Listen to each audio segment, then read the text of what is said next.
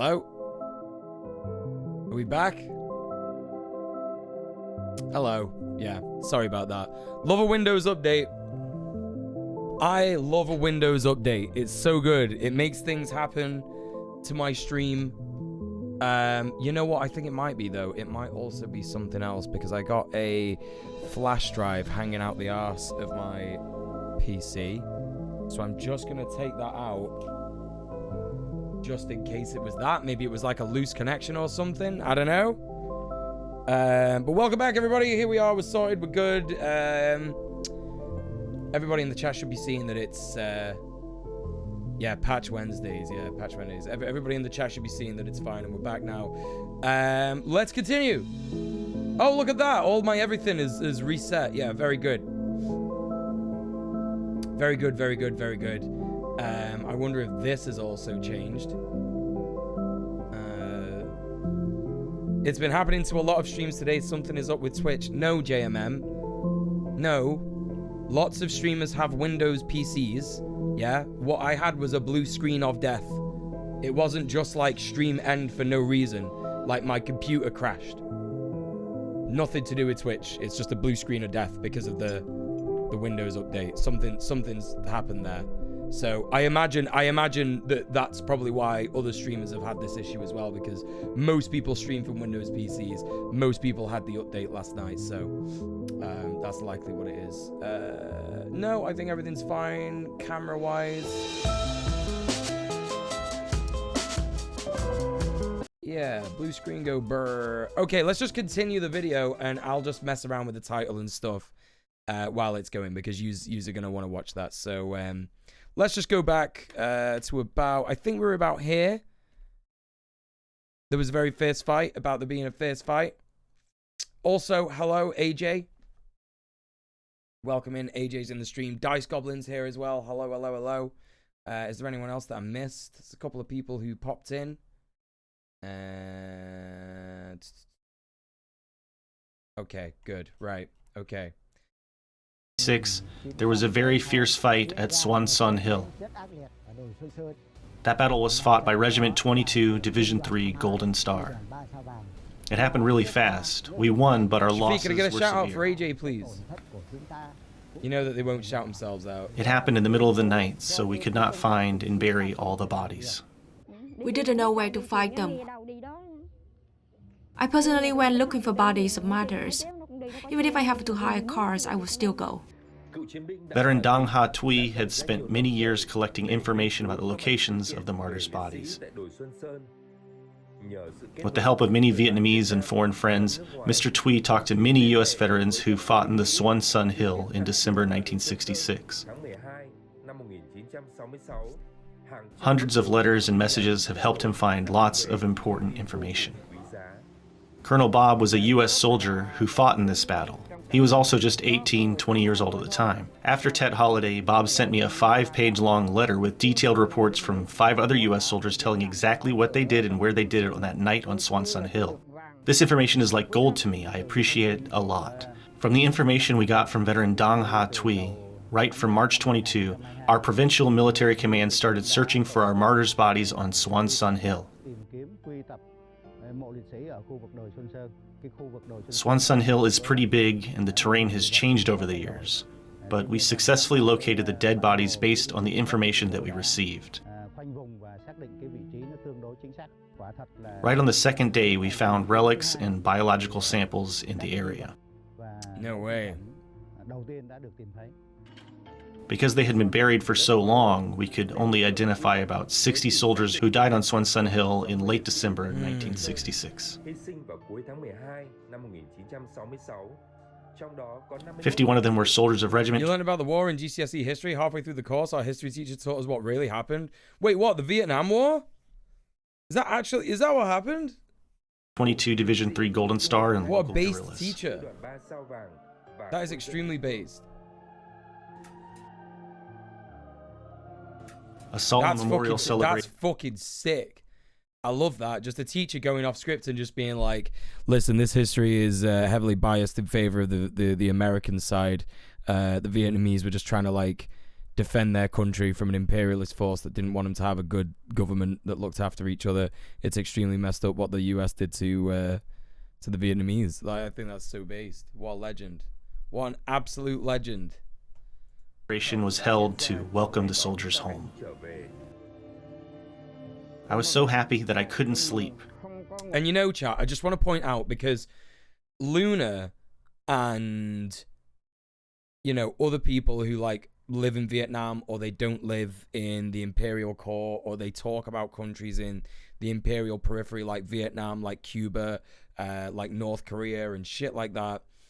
And, you know, they'll be talking about, like, stuff like this. They get attacked and they get called tankies, right?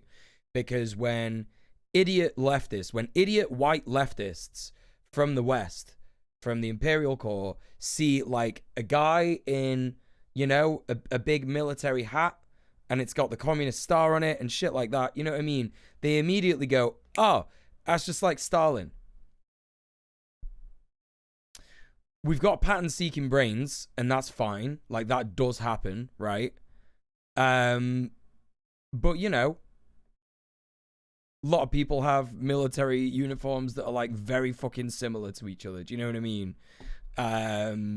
It doesn't mean that the government is exactly the same as the government of the military of the other guy that you saw, right? It's almost like there's nuance to this shit. It's almost like there's differences in many different nations and many different governments, and even some of the people within those countries might disagree with the government and shit like that. So you just don't know until, like, basically try and talk down to leftists who, you know, big up their country because it had the balls to fight imperialism, and to have a go at them and talk down to them, saying that their version of leftism is not right just because they have, like, military hats. They have, like, funny hats.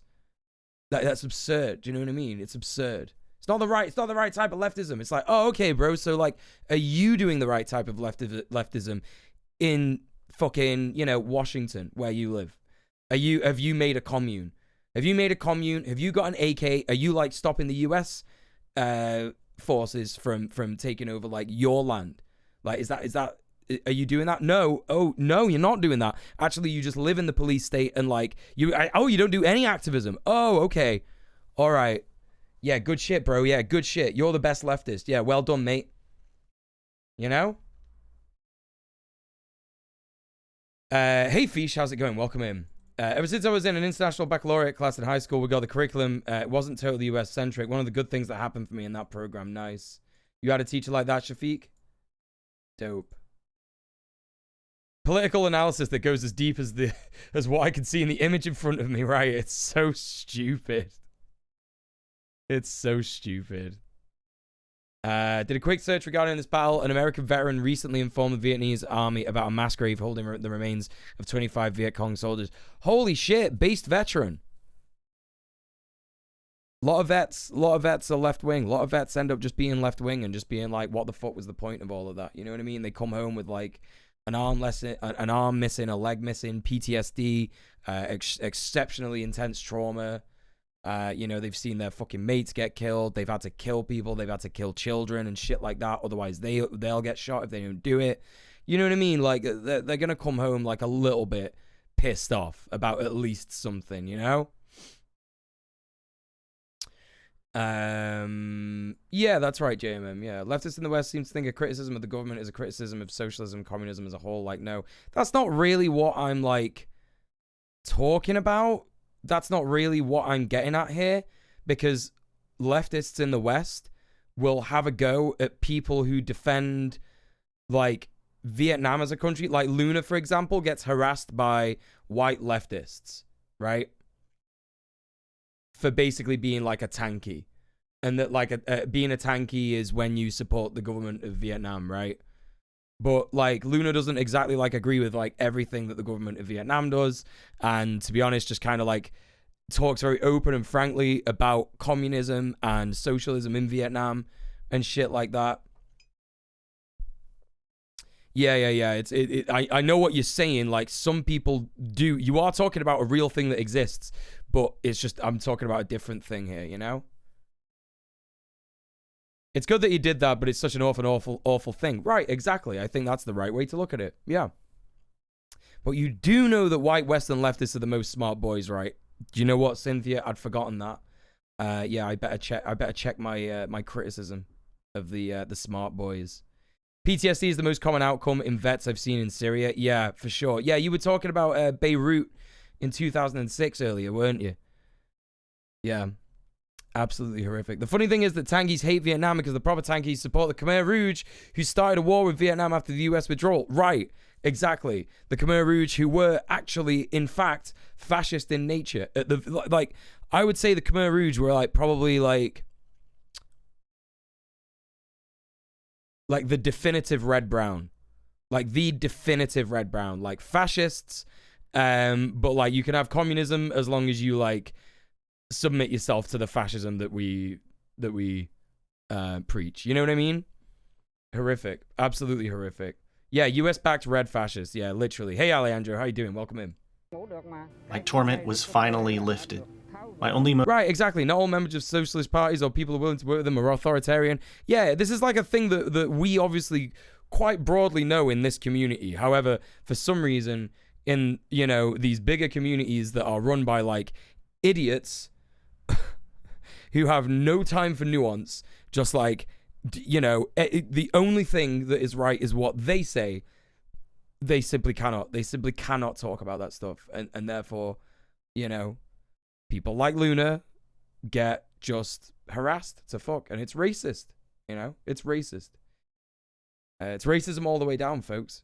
Khmer Rouge stole rhetoric from the left. They just use the popularity of socialism to hijack power like all fascists do. Right, exactly, yeah. Motivation is that I do this for my comrades, for their family members. What's interesting in talking about that stuff is about how like the Nazis tried to do that as well. They were like, the socialism stuff is pretty popular. We should run with it, but then like just lie about it. And in actual fact, we'll say that every family will get a Volkswagen, right? But when we're in power, we won't actually give everyone a Volkswagen. We'll just sell them to them anyway. We won't give the companies subsidies, and we'll just lie about that. That was like one of the biggest lies that the you know, other than the racism, other than all of that, like in terms of like social structure of what the Nazis did for just like, you know, the Aryans, as it were, you know, the people they didn't want to genocide. In Germany was just like, yeah, everyone gets a Volkswagen, everyone gets a car. Absurd, just absolutely absurd. It's so fucking ridiculous. Imagine if they nationalized Mercedes-Benz. Right. Have you considered that foreigners are racist to white people? Oh, you know what? That's a good point, Divided. I hadn't thought of that. Died, they're dead. Yeah, that's right. Yeah. They gave the Volkswagens to the military. Yeah. Yeah, they did do that. Yeah. Bodies were dragged away by the soldiers of the other side. They lined the dead bodies up and then used a bulldozer to bury them all. This truth broke my heart. Man, this guy's still crying about this. Like, of course. Like, you know, this is the human reaction. This is like the actual human reaction. That's where Oprah got the idea. That was pretty good. Yeah, she stole the idea from the Nazis. Anyway, listen, all joking aside, like, you know, this guy shedding tears here for his fallen comrades and how they were, like, disgracefully buried, you know, with no thought to ceremony, with no thought to the families, with no, like, there's no humanism at all here. Like, this is the right reaction. That's the correct reaction, you know what I mean? It's not the kind of thing you forget, right? Obviously, I know there are some people who find it hard to cry. I find it hard to cry, right? I find it hard to cry. I don't know whether that's my patriarchal conditioning. I don't know whether that's like something else, a neurodivergent thing. But, you know, this is it, right? You know, regardless, like, generally speaking, of course it's normal to cry if something like that has happened, you know? Yeah, some things are sad forever. No respect to the culture and beliefs, nothing like that, you know? I was so happy that I cried. My heart was broken when I saw my older brother lying there with a torn-up shirt. More than 60 martyrs were brought home, even though we could not identify all of them. But this shows the never-ending effort of survivors in looking for the bodies of our martyrs and bringing them home. Hell yeah. vẫn còn nằm lại trên đồi Xuân Sơn. Yeah, that's fucking huge. That's fucking huge, you know? This is the only picture of her own father that Mrs. Ding Thị Minh has.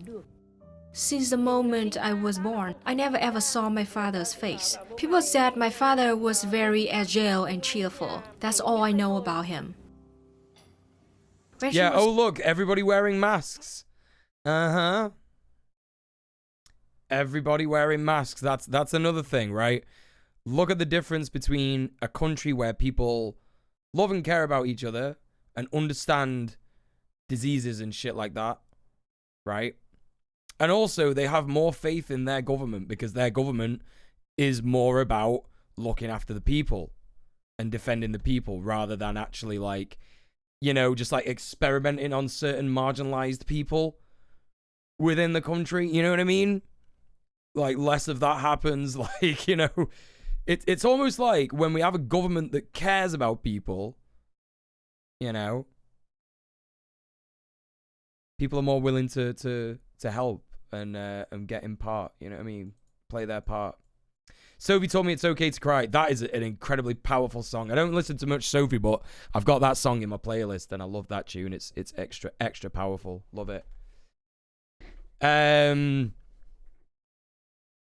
Apparently testosterone affects how many easily some guys cry. I know I've got like a lot of testosterone because I'm so hairy and also not hairy on my head. No, it's because it's authoritarian. They're being forced to wear masks. Right, that is what those smart boys that I was talking about before would say, right? You know? This is one reason I think it's important to let children cry. Yes, absolutely. Don't get me wrong, I still cry. I cried. The last time I cried was when I watched Everything Everywhere All at Once. If you get me, yeah, a story about queerness where it's like, you know, someone's coming out and it's like family based and, you know, it's got a nice happy ending. Oh boy, your boy's gonna fucking drown and cry in tears.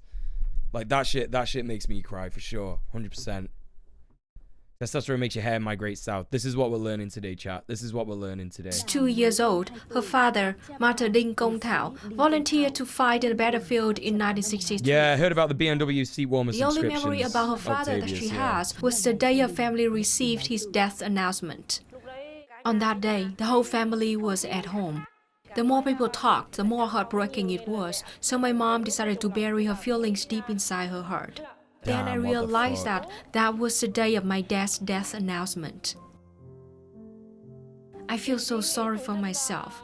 I will never get to know my father, even to the day I die. Yeah, that's sad as fuck, honestly. Most of the documents about Martyr Ding Công Thảo were lost due to many floods in this harsh land. Therefore, his family could not know more about his stories for the last 55 years. My mom and grandpa told me that my grandpa died in a battlefield in the south. We don't have any detailed information. We want to go looking for him, but we don't know where to start. We built an empty grave for him next to his mother and wife's graves. We keep believing that my father is lying next to my mother. I miss my father so much, but I can't do anything to help. I lost my mother and then my older brother. I lost everyone that I love. I'm so lonely, Father. Lost histories of an entire generation. Team yeah. K-53 of Kontum Military Command, along with Department of Labor, War Invalids, and Social Affairs of Kontum Province, successfully identified the names and information of 33 martyrs' graves in the cemetery of Ngọc Hồi district. One of the newly identified martyrs was named Đinh Văn Thảo, and he had the same information with martyr Đinh Công Thảo. This is a grave that we, Team K-53, found in Cambodia.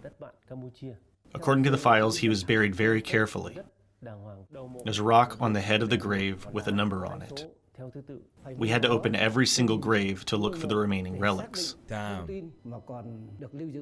Even to this day, we continue to find the names of many unknown martyrs. God, so intense, honestly. Thi, your grandpa is here.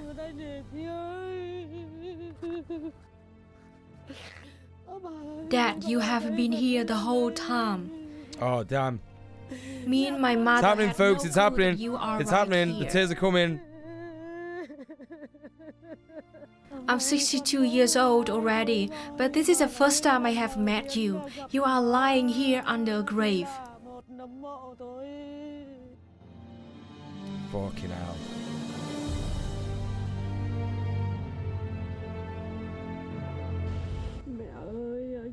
Mother, brother, I found my father.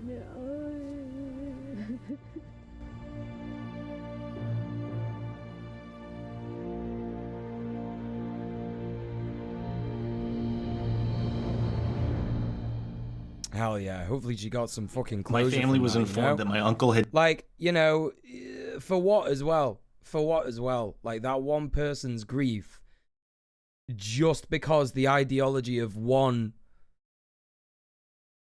country doesn't want, you know, the ideology of another country to exist. Horrific. Do you know what I mean? I can't imagine any US media showing men in uniform crying amazingly good. Right, exactly. Yeah, adrenaline is right. It's important for children to see adults cry as well. It's not, you know, it's got to be normalized. And it's normal, like, you have to, like, why is it? Why is it that in our imperial core society, like, crying and grief, these things, like, we just don't speak about them? You know what I mean? It's like, oh, just don't talk about it. Don't talk about it. Especially in Britain. In Britain, it's fucked. In Britain, it's so fucked. Like, you can't talk about this shit with, like, your parents. You can't talk about it with your grandparents and all that. Do you know what I mean? Right, Purple Apple, for a fucking stupid ass, like, a proxy war, you know, war against communism. You know what I mean? It's just like, fucking hell. Right, it's seen as weakness, but it's like... You know, it's weakness to hide away the fact that you cry. Yeah, stiff upper lip nonsense. Yeah, it's so stupid, honestly. Yeah, Britain doesn't want any emotional behavior whatsoever. And it's so stupid as well because, listen, chat, like, I went out today, yeah? I went out today to see a friend, which was really good. But also, you know, I went out and leafleted for this thing that I was showing you on, you know... for the Go Live tweet, right? The Don't Pay campaign. And the thing is that, like, I think that, like, people are scared to have conversations with people about stuff like, you know, politics, sex, you know, all these, like, quote-unquote taboo subjects in Britain because, you know, you get taught that, like, oh, it'll make you fall out with your family. And it's like, well, actually, that's kind of good if your family's politics are like kill people that we don't like. Do you know what I mean? So, you know, and the reason I'm bringing up the leafleting is because I realized I spoke to like 5 different groups of people. Like, I made sure I spoke to groups of people. I went to people in pubs, right, in the sun and stuff, because I thought that's gonna be the best type of people to speak to, right? It's like, they're there anyway, you know, they're not in a rush anywhere, so just say, Aya, do you mind if I just talk to you for 2 seconds, right? And, like, just speaking to him, just saying, like, what do you think about the cost of living crisis? What do you think about the energy companies putting up the bills? And every single one of them said, it's fucked.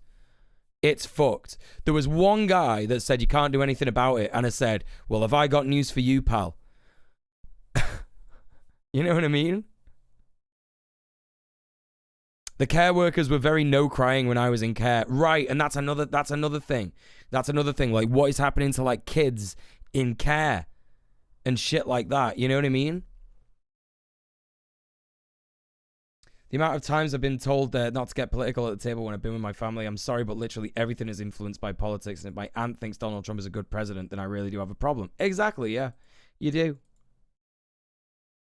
People already being social are more likely to be interested in chatting. It is, yeah, it is. But it's a good sort of example of, like, yo, no, it wasn't disheartening. It wasn't disheartening. That person was saying to me that he was disheartened.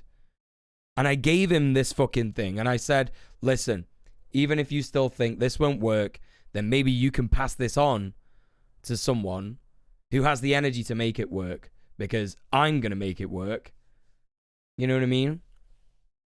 But that was just one person. That was just one person amongst, like, these 6 groups of people that I spoke to.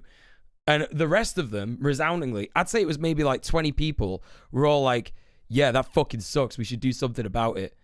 And when I gave them the fucking leaflet, they were like, sick, let's go.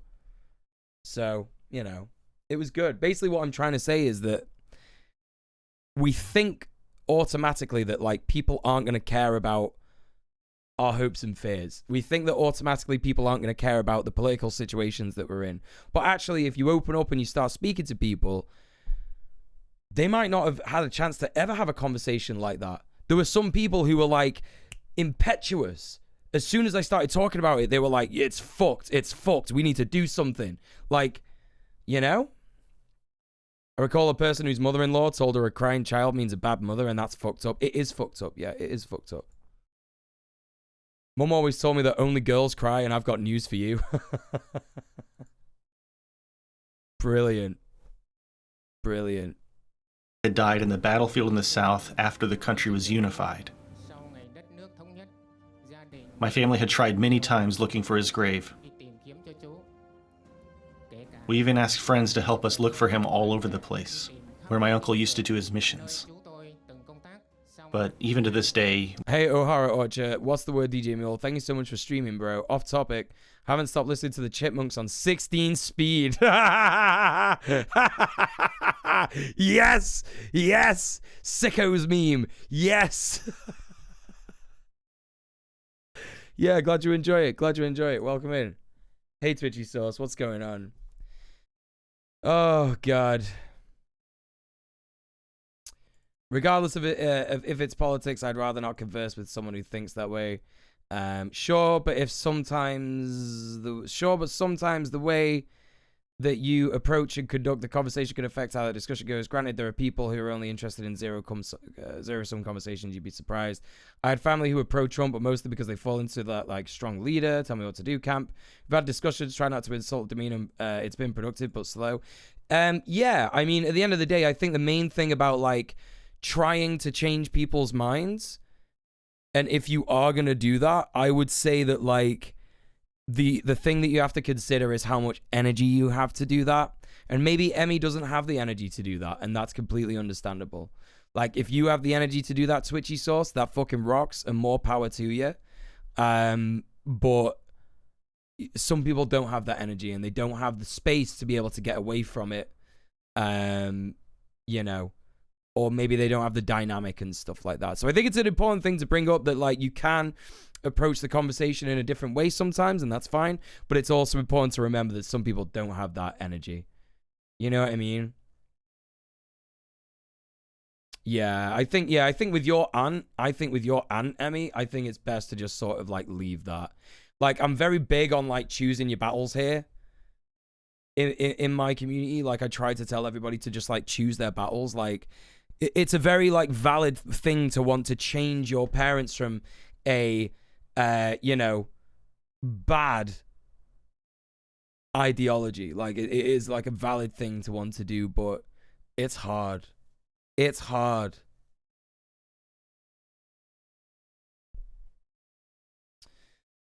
If they don't care about Emmy, then the return on investment is a negative number. Right, exactly. Yeah, exactly. It fucking sucks, honestly. We do talk about politics a fair bit at family gatherings. We kind of become more tuned in, usually because of Indie Ref 2 on the horizon. Us being disillusioned with Westminster. See, these are the times when you can radicalize people straight away. Because it's like, as soon as you start pointing out to them all the failings of capitalism and how it's unsustainable, they're already primed to, like, criticize the system. You know what I mean? My mom thinks that being trans is population control. Jesus Christ, Layla, I'm sorry to hear that. She's a base unionist, but a transphobe. That fucking sucks. That honestly fucking sucks. I hope that someone who is cis or just, like, has the mental energy to do that will tell your mom that that is fucking stupid and she needs to stop having these stupid fucking thoughts. You know? I'm sorry to hear that, honestly. You know what I mean? Like, it's just fucking ridiculous. Like, this is again, like, another question of privilege, gang, you know? Like, if you are cis, if you are white, if you are a man, if you're straight, like these are all like high grade privilege identifiers in it, you know what I mean? So you can, if you have these privileges, and you also do have guaranteed more spoons to have these conversations than other marginalized people, right? Like it tires me out immediately to try and convince people that like being queer is fine, right? So I just don't because I know that that's a waste of time for me personally, right? It's going to tire me out. I hate it. And I would hope that my heterosexual comrades in the community, or like even in the extended community out there in the world, would have those conversations for me, you know? Which is why I go so hard on trans stuff, and I always have, because I know I have that privilege. It's why I go hard on racist stuff, because I'm white and I have that privilege. It's why I go hard. Sorry, I don't go hard on racist stuff. I go hard on anti-racist stuff. You know what I mean, right? You know, and I do my best to check my privilege as well when it comes to like feminism as well. Like I try and like you know, make arguments against patriarchy as often as I can. You know? Pride in Amsterdam was so straight, I don't know how to feel about it. Thing is, Layla, is that like what you're gonna experience in a lot of prides is corporate pride. Like, I'm not gonna be marching in Manchester Pride. Do you know what I mean? A, they don't let you march anyway. They just don't let you march unless you're with an affiliated group. So I'm not gonna do that anyway. And also it's just like heavily corporate, and it is very straight.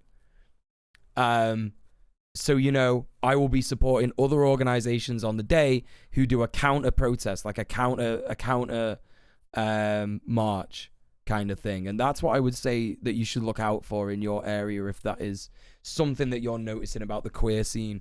The gay village, right? The gay village are literally like super, super, super fucking straight. It's just like full of straight people, you know?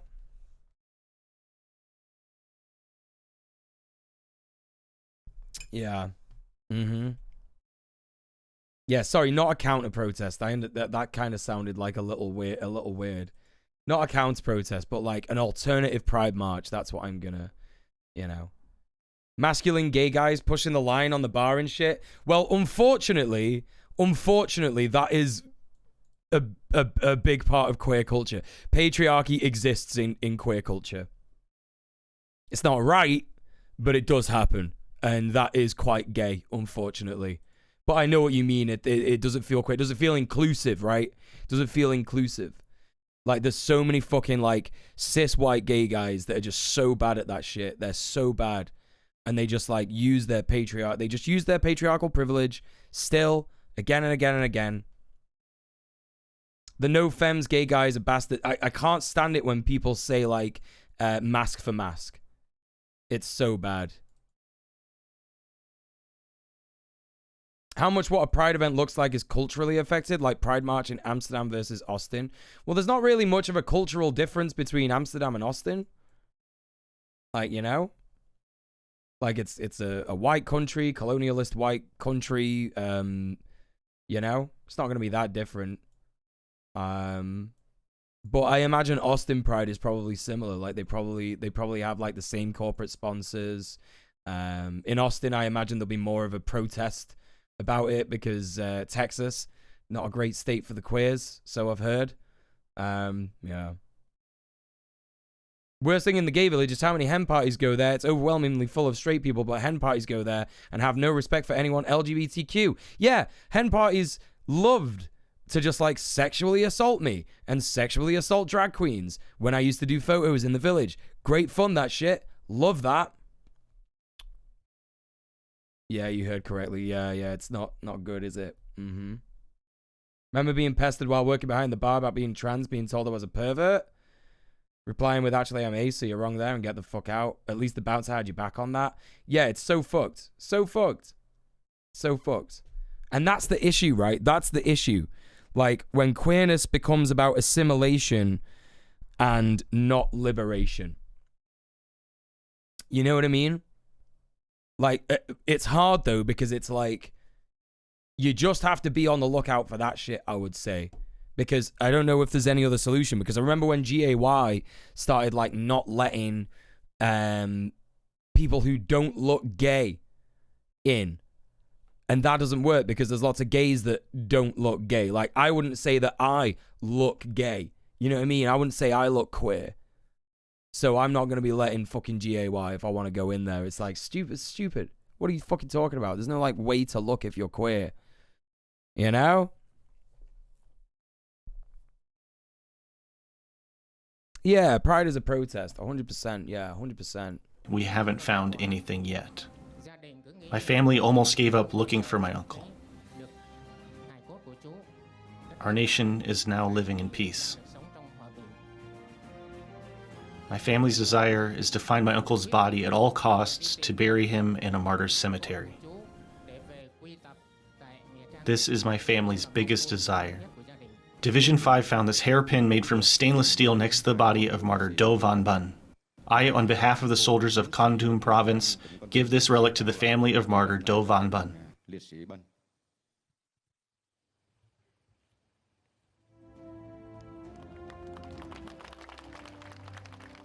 Tonight I am sure that my whole family and I are very happy.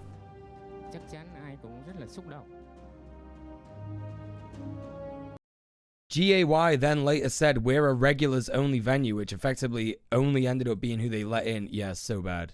A lot of racism. Hi, Lyra. What's going on? Shafiq, can I get a shout out for Lyra, please? How you doing?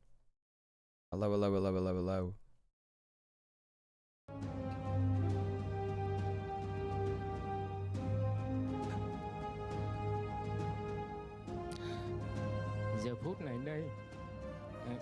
In this moment, when we know this accurate information about my uncle, we are so happy.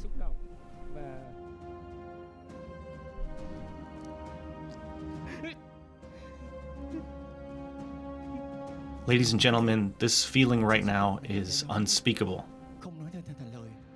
There are still tens of thousands of families out there still hoping to find their missing family members, hoping to see their possessions. Thank you so much, Colonel A Van Zoom. And how this is presented as well is like super like they're not exploitative, you know? Like they're not like laughing at people for crying and stuff like that. This is like as real as TV gets, to be honest. You know what I mean? Excuse me. Isn't GAY the place that got called out for turning away black gay men? Yes, that too. That too. Feels like the gain on my emotions is up today. Congratulations to Mr. Teen for receiving the relic of martyr Do Van Bun.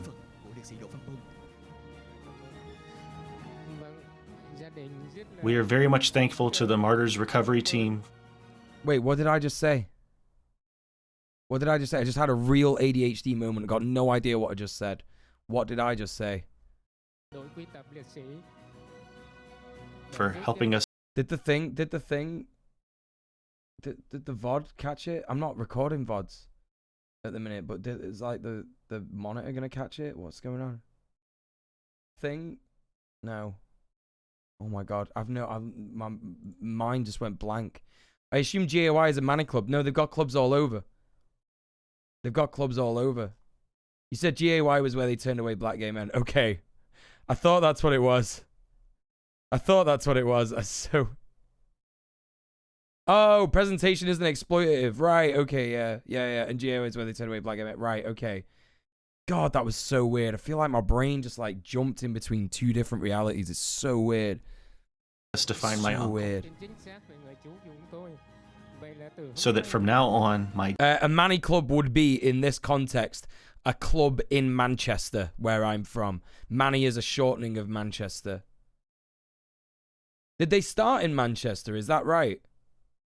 Dear uncle can forever stay with his comrades and with his family. He was a bit chubby. He had a big round eyes and bright skin. He was very handsome. If he was still alive, he would be 78 this year.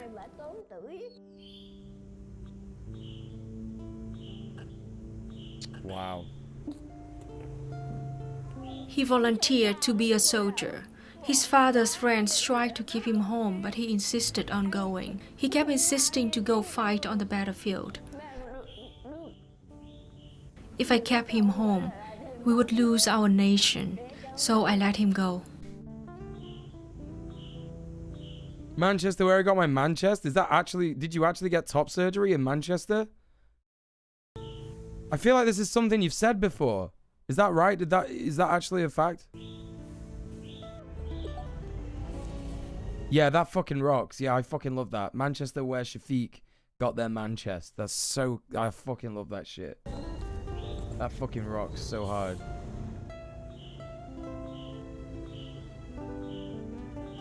I have nothing left, not even my tears. Tranchester? I just know that he's now in Núi Thành Cemetery, but I don't know exactly in what grave he lies. He still hides from his mother. He just left and never came back. I don't know what date that he died on. I took the National Day of Recognition to be his death anniversary.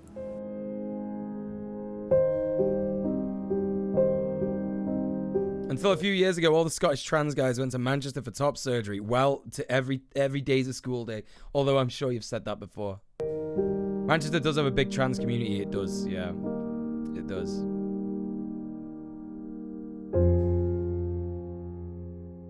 Before we end, Surgeon in Manchester having an idea and deciding to be the funniest guy. allow me to add one more story. The story of my own grandfather, who is also a martyr. He died in the south of Vietnam during the Tet Offensive in 1968. I grew up without knowing what my grandpa looked like, because we were too poor to even have a picture of him. He is now staying in a martyr cemetery near the highland in the south of Vietnam, near the last battlefield that he fought.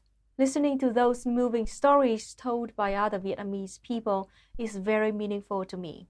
The price for freedom and independence is very, very high. There has been so much pain and trauma that generations of Vietnamese have had to go through even to this day. But I hope these stories show that we Vietnamese are always willing to sacrifice everything we have to fight for our freedom, independence, and self-determination. History is an essential part of the Vietnamese people.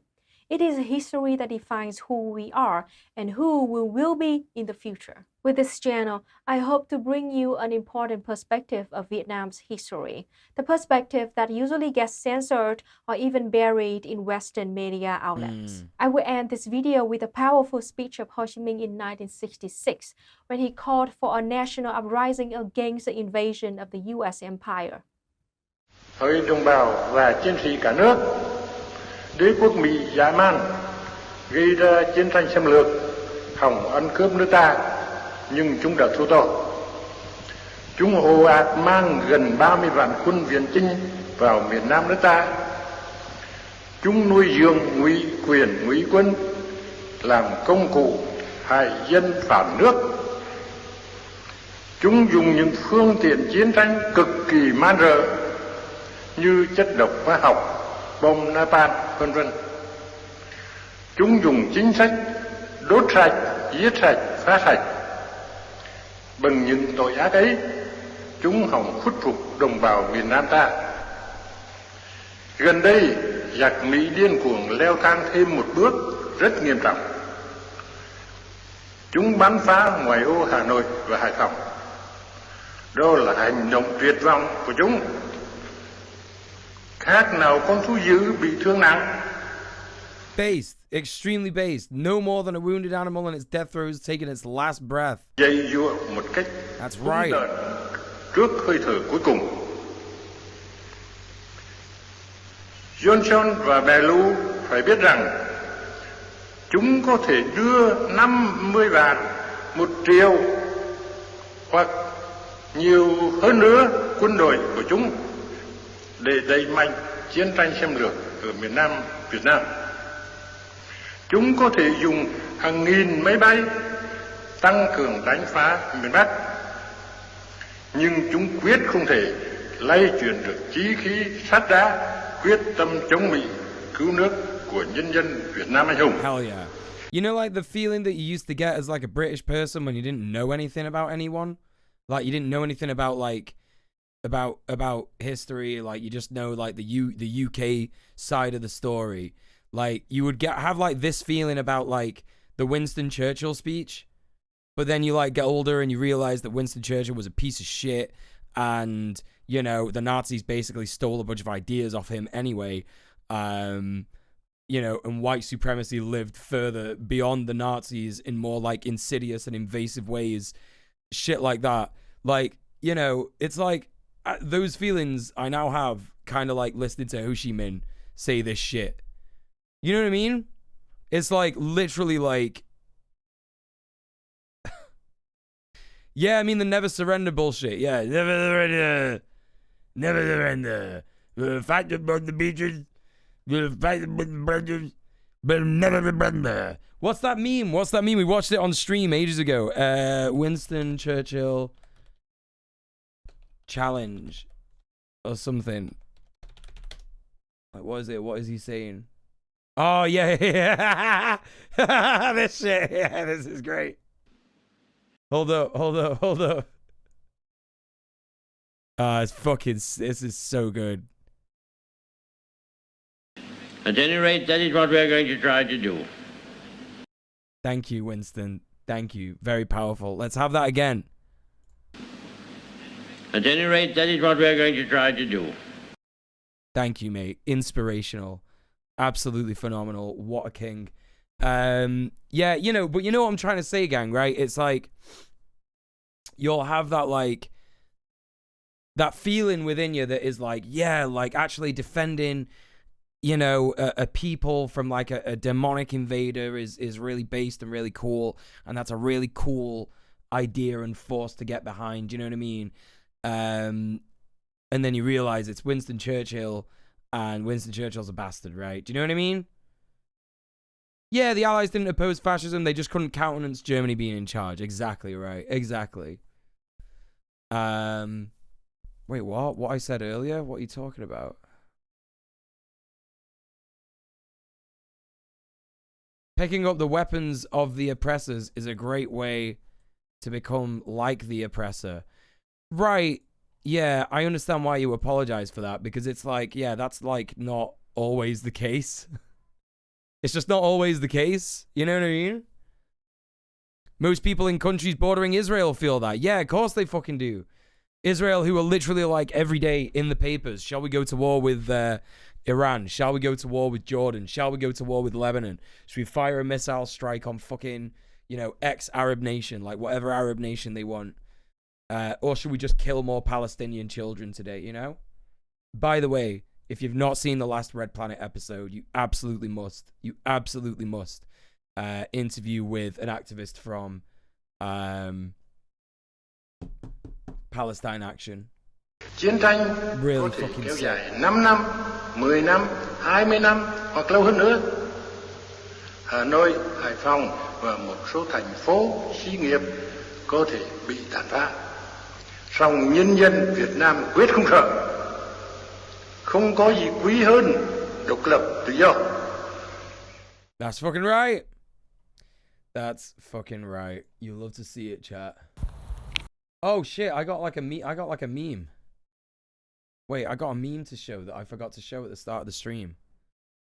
It's not really a meme. It's kind of just like a nice video, I think. I don't know. I've not pre-watched it, so I'm not sure. It's just like one of these. It's one of these shorts. Is that... How do I change the volume? Finally, after searching 5 different stores, my friend found me some sugar cubes. So it's time to try some sugar cubes. They're really cute. I don't think I've ever even really seen a sugar cube in person. But you've never seen a sugar cube? I think she's gonna make a face. We'll see. Sugar cubes are pretty cute, to be honest. Hey, come here. Come here. Want your sugar cube?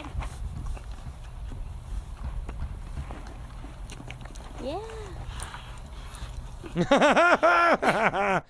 To be fair. Sweet.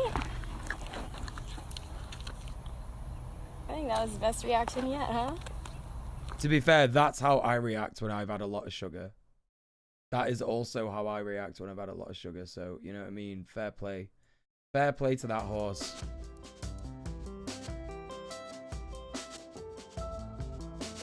Yeah, sugar does be like, yeah, lick the sky. Yeah, you gotta lick the sky. Uh-huh. I see a garbage backdrop. Is it time for trash bingers? No, I have the garbage backdrop every day, every stream, literally every stream. Trash Bingus is the first Wednesday of every month. You can check out Trash Bingus if you missed it on the VOD channel. So there you go. There you fucking go. Right, chat. What have we got next? What have we got next? That is the big question that everybody wants answering. And I'm going to answer it to you very, very shortly. No, the stream is not over yet. No, we've got an hour left. We've got an hour left, and I kind of want to try and get through this video. The garbage is Muel's domain. What do you mean? Yeah, this is just where I live. This is just where I live. Thank you for reminding me, Shafiq, because I did want to talk about that. Chat, you may notice the dono bar at the bottom of the screen. Right? At the bottom of the screen. That's there for a reason, because I do this for a living. We're quickly approaching the end of the month, quickly approaching the middle of the month. And we're nowhere near £400. Nowhere near. So, make sure, if you are financially able to support the stream, please consider subscribing off Twitch. Please consider donating via the Streamlabs link that is in the chat, in the ! sub off Twitch command. You could unlock a huge cool thing, which is watching RoboCop in the Discord if we unlock movie night this month before the 15th. RoboCop and Pumpkinhead. RoboCop and Pumpkinhead in the Discord if we get to £400 before. We've only got £210 to get halfway, chat. I believe we can do it. I believe we can do it before the 15th. We always manage to do it before the 15th. So I've got faith in you. It is going to happen. 1000%. What else? Yeah, the reason I asked you to sub off Twitch. Why is that? Well, let me explain. Twitch is a bad organization. They pander to white supremacists. I did a whole fucking video on it. If you do the command for subbing off Twitch is sub off Twitch. There it is, Octavius. And if you check out the socials command and go to my YouTube, you can find my last big video on the channel well, actually, no, that's not true because I did a video on activism after that. But the last video that I did that performed like pretty well was about white supremacy on Twitch. It's about white supremacy on Twitch and how Twitch panders to white supremacists and like they don't really listen to marginalized people's voices, marginalized streamers' voices. This platform gets unsafe for us all the time. It gets increasingly unsafe for marginalized people most of the time. So that's something to consider. So please consider subscribing off Twitch, supporting your boy, and if you want a free way to support the stream, which Shafiq has stuck in the chat, go ahead and retweet the go live tweet. I might be wrong, but I'm pretty sure it just went up with no alert. It did! What's going on? Wait, why are the alerts off? What the fuck? Why is the sound off? Eh?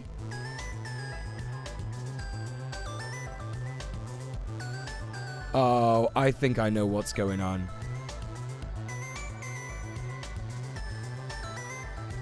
Or do I know what's going on? No, there are alerts on this scene. There's something wrong with fucking Streamlabs! Oh my god!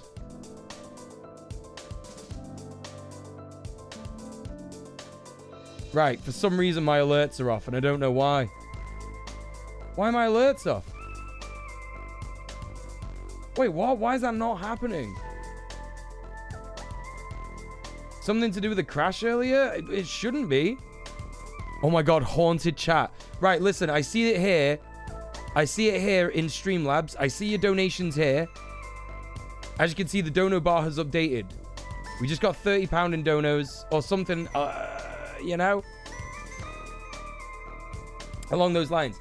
Vordrella, thank you so much for the £10.25. Thank you so much for subscribing off Twitch. And thank you so much for supporting the stream. Anonymous, thank you so much for the £5. Don't starve, streamer man. I won't. Hopefully, with chat's help. Lithic Lyra, thank you so much for the €10. Thank you for supporting the stream and subbing off Twitch. And One Who Reads, thank you so much for the $10. Thank you for subbing off Twitch, and thank you so much for the support. Vordrella also said, time flies like an arrow, fruit flies like a banana. That's pretty good. I quite like that. And One Who Reads says, always appreciate your contributions to Red Planet and your own streams. This is but a token. Thank you very much. Thank you, thank you, thank you. My Streamlabs is haunted to hell. It's full of ghosts. That's obviously what's going on. That's obviously what's going on, chat. No, but seriously, that is a bit of an issue. Let me just check out alerts real quick.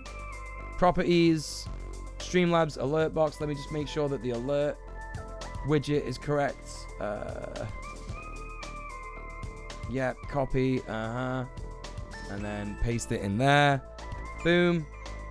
Yep. Shut down source when not visible. No. Refresh browser scene when it becomes active.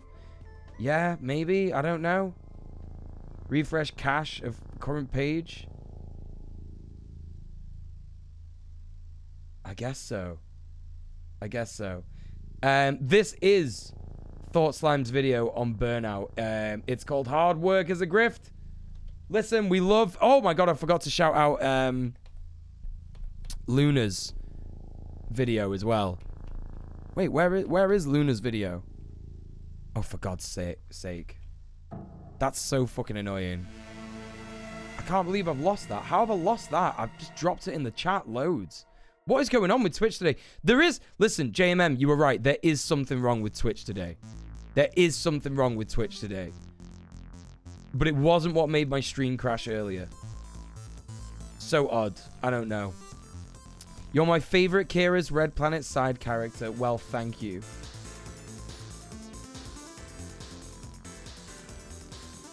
You got the link? Okay. Survived. Twat it in the chat, please. Twat that shit in the chat. Oh, Nyakanoids has got it as well. There you go. Please support Luna. Please, please, please. Go and support Luna. Give her a like. Give her a sub. There it is. Thank you very much, Nyakanoids and Survived. There you go.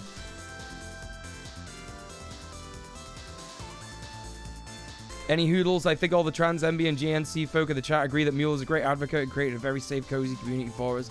I'm glad that you think that, Cynthia. And, you know, that is the aim. So, thank you very much. I appreciate that. I'm very glad that you feel that way. Absolutely. Hey, delicate friend. Fun, joyous news for stream. Got randomly called up by your GP. They're giving you a bridging prescription. Got a blood test tomorrow. Wait, is that sarcastic? I can't tell. Hard to tell on text. The GNC Friends of Mule Club. Right.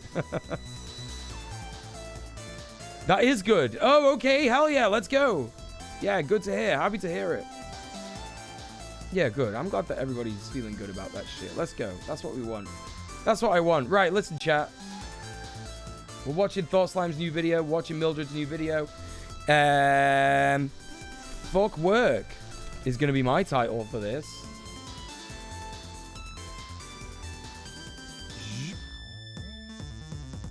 And I guess the content warning for this is like, I don't know, burnout and exploitation. Because that is a whole ass thing that we just kind of like don't really talk about, you know? I am happy to hear it, delicate friend. That fucking rocks. That fucking rocks.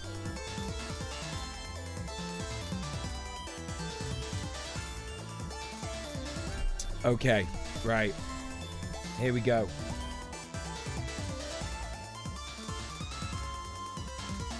Here's a link to the chat. Chat. Why is my fucking toolbar staying on the screen? Why is my toolbar on the fucking screen like that? Oh my god, everything is fucked. Everything is fucked. I'm getting so mad at my PC today. All I wanted to do was a cheeky little fucking... All I wanted to do was a cheeky little short stream because I got a meeting. Anyway, there's a link to the chat. There's a link to the video chat. Please support Mildred. She's fucking great. I love her to bits. You all love her to bits. Give her a sub. Give her a like. You know, get it done. In a single infinite instant. I mean, that was about. Hang on. Hold up. Oh my fucking god, what is going on? What is going on with my fucking toolbar? Piss off. Right. Okay, here we go. Pulling it right back. This is a long video, chat. We might not go through it today, but if we do... No, if we don't... My brain. My poor brain. If we don't, we'll finish it tomorrow. Well, this is another fine pickle I've gotten myself into. I'm unmoored from space and time. Ugh, what a hassle. Thanks, AJ. From my omnipotent perspective, all events throughout eternity, past, present, future, they're all happening at once in a single infinite instant. I mean, that was bound to happen eventually. I spend a lot of time around radioactive oozes. Eventually, one of them will mutate me into a... Oh my god, it's like the shit that we were talking about when...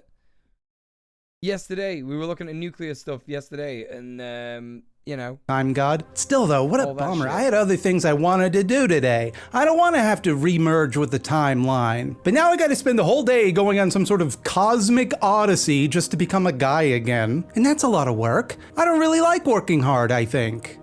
I mean, I feel like I work pretty hard, but people are always telling me I don't. I can see it all, my entire life, laid out before me. From the moment I was born, the several years afterwards where I wasted time learning to walk and talk and read instead of being productive, to every job I have ever worked or ever will work, and all the disappointments and missed opportunities along the way. I can see each wasted second until my inevitable death on January 23rd, 2045. And I am helpless as they fall away one by one. Murdered by Big Joel.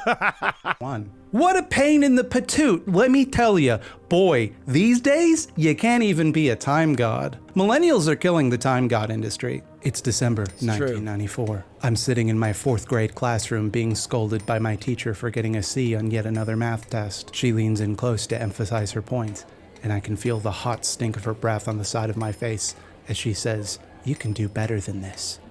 Oh, god damn, fuck And off. laziness does not exist. Dr. Devin Price argues that what is seen as laziness is unfailingly masking some sort of invisible barrier the lazy person is facing. Right. Rather than having some sort of innate defect of character which makes them less willing to try as hard as their peers, so-called lazy people face challenges which make certain things more difficult for them than it may appear on the surface. Hey, Mark. Anyone who, for whatever reason, doesn't observe those barriers might get the false impression that those people simply aren't putting in the effort.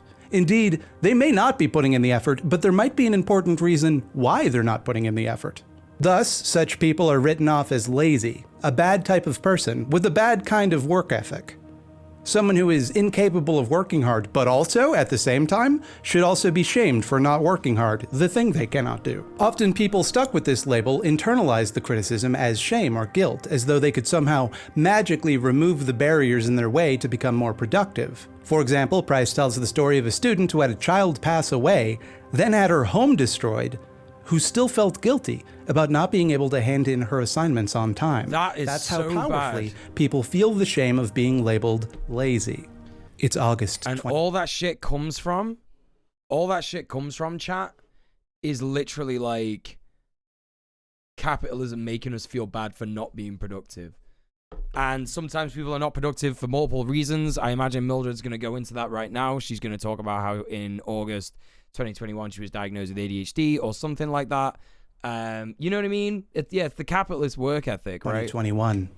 I'm in a neurologist's office being diagnosed with 2 learning disorders. Turns out my specific brain finds math particularly difficult and also makes it difficult to practice the type of good study habits that would compensate for that natural shortcoming. Lucky me. I'd tell you what the odds are on that, but not great at math. It isn't always neurological like it was for me, though it's worth noting that it definitely sometimes is, and that's a big part of it. It could also be an emotional problem, or an economic problem, or a disability, or trauma, or mental illness, or hunger, or... Well, Cynthia in the chat says, German society ups the ante of that with our awesome Prussian virtues. Well, listen, let me tell you about fucking British stiff upper lip. Let me tell you about the British stiff upper lip. I remember when I went off on the sick, right, from my job at the bank. I was a supervisor in a bank in a call center, right? And I went off on the sick because I was like horrendously depressed, like so badly depressed for multiple reasons. Really, mostly because, you know, I was being basically made aware that I was putting people in financial trouble by like making them buy loans and credit cards and shit like that. Like not like I was teaching people to do that. I had done that specifically, and then I got promoted and I was teaching people how to do that. So I was having like more of an effect. Do you know what I mean? More of a bad impact on the world.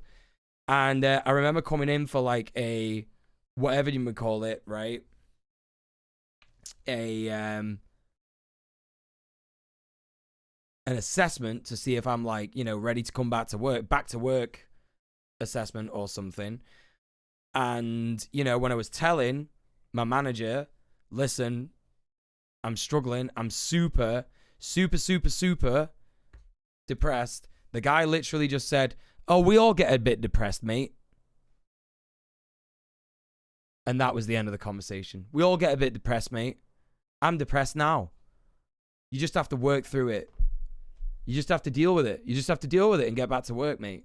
Being in an abusive home or addiction. People with these challenges. That is also, by the way, that is also something called saneism, where you are treated for your mental, when you have a mental health issue and you are dismissed for that mental health issue.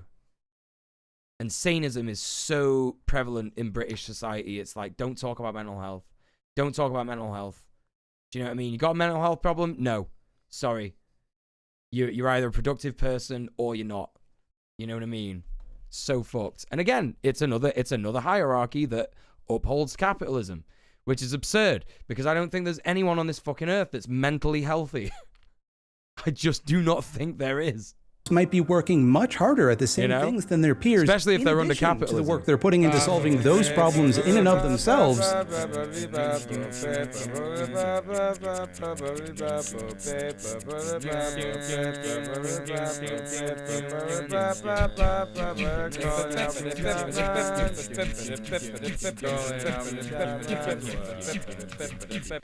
It's Sophie from Mars. Thank you so much for the raid. How you doing, Sophie and friends? What's going on? Welcome into the chat. My name is djmuel.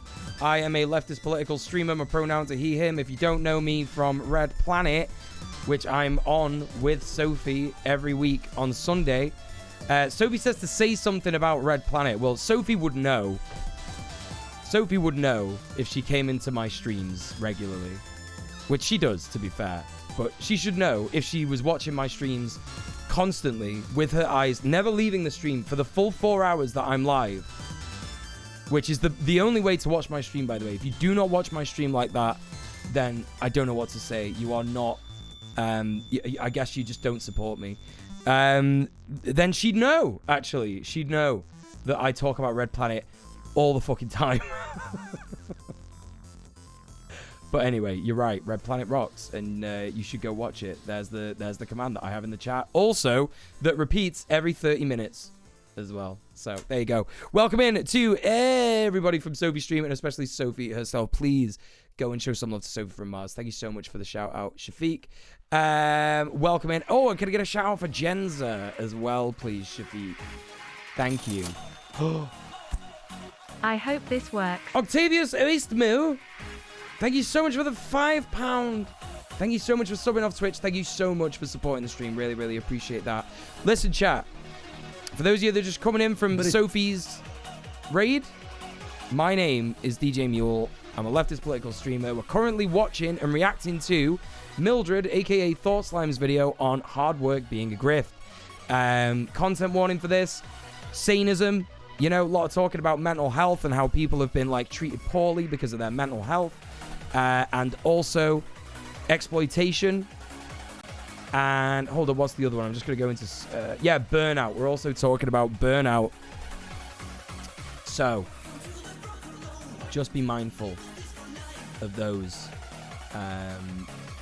Okay, the content warnings.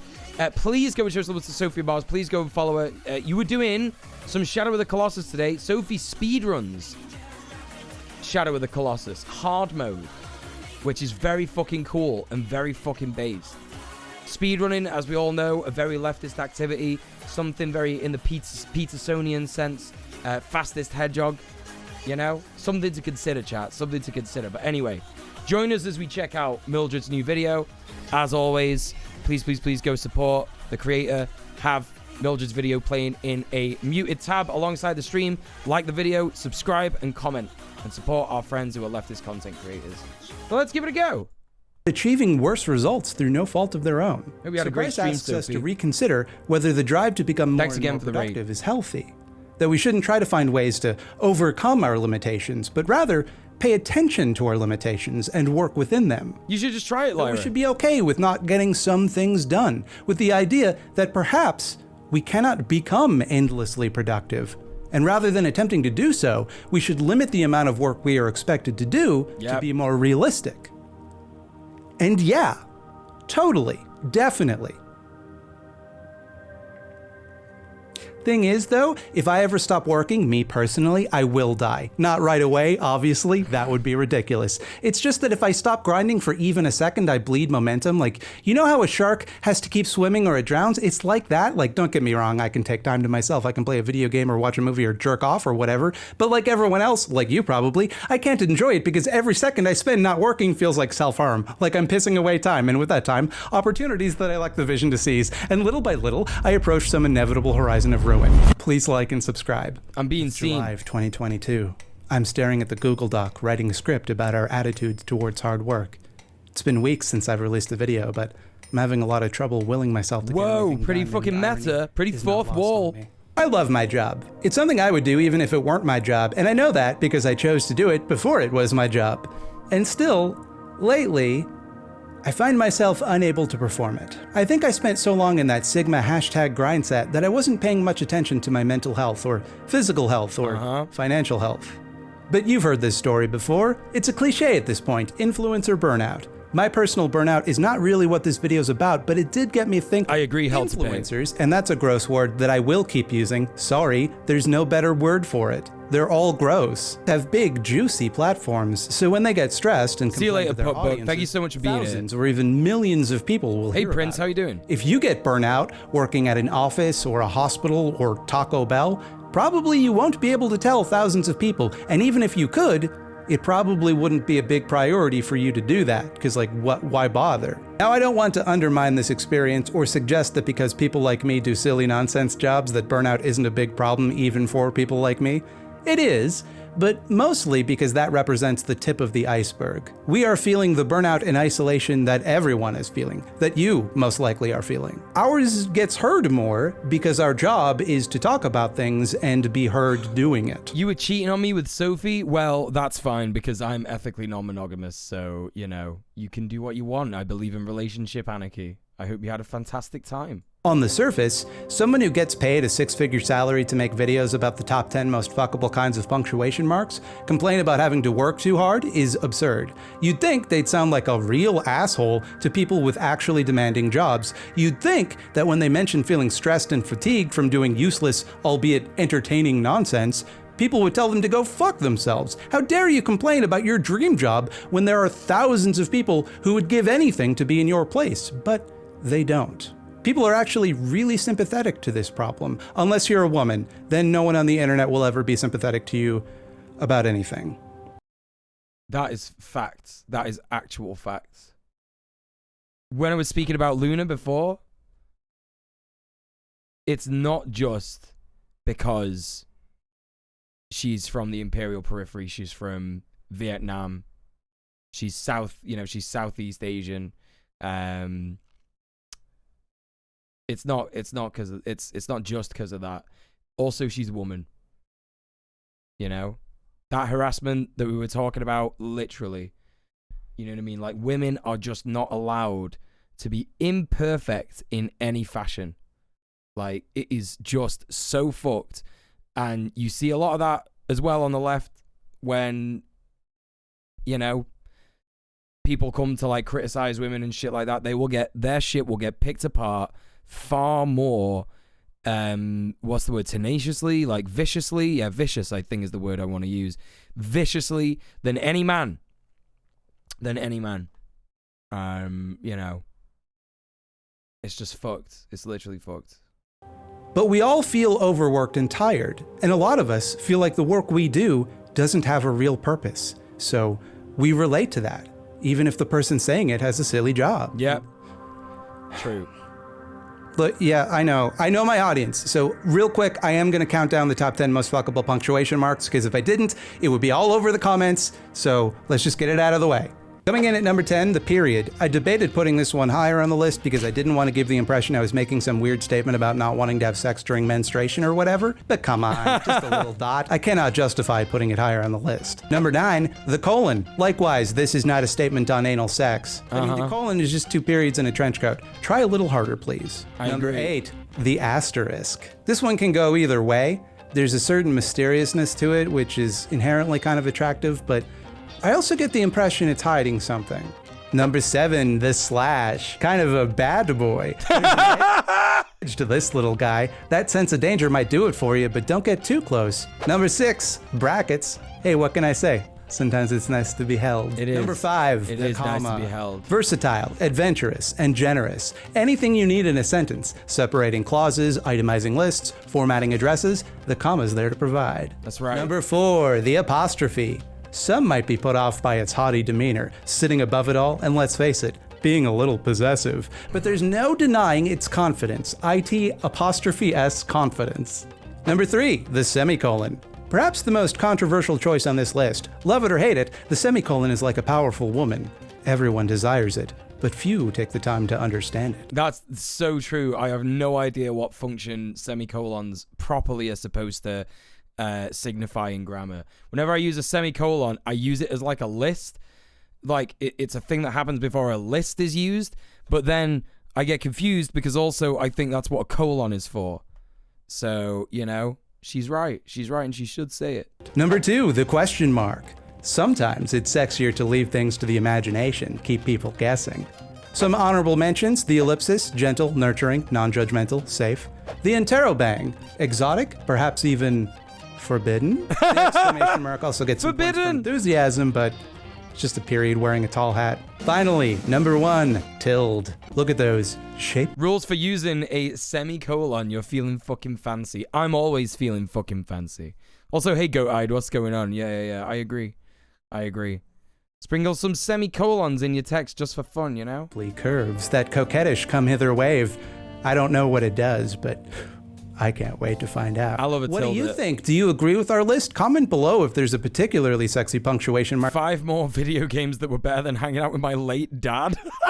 you think we missed. And don't forget to subscribe for more videos. It's August of 2022. I'm at the dentist's office. My hygienist asks what I do for a living. I mumble that I make YouTube videos. She asks, what kind of videos? It's hard to explain is all I say. 52% of people surveyed by Indeed.com self-reported feeling burnt out, and 67% reported that burnout was getting worse over the course of the pandemic. Contrary to received wisdom, employees who worked from home actually worked longer hours and found it more difficult to unplug from work during their off time. Yeah. Pair that with the social isolation of being trapped in our homes all the dang time and the anxiety of, like, everything that's happening in the world right now. Like, if you worked from home, working from home is based, like, it's really cool when companies let you do that for like many different reasons. But if you're gonna work from home, like, people at least need to be given a space within that home, within that domicile, for like an office. Do you know what I mean? Like, you can't just like be expected to like work in your lounge, because then when you're chilling out, you're just like chilling out after work.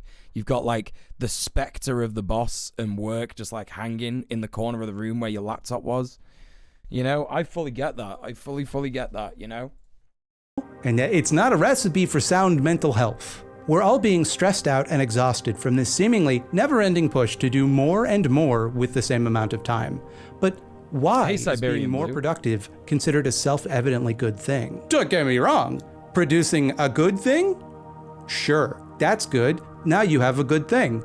But is being productive, irrespective of what it is you actually produce, itself a good thing? Is it a good thing to work as hard as possible simply to work as hard as possible? How is it that we all feel like we're working too hard, but also that we need to work even harder than we are?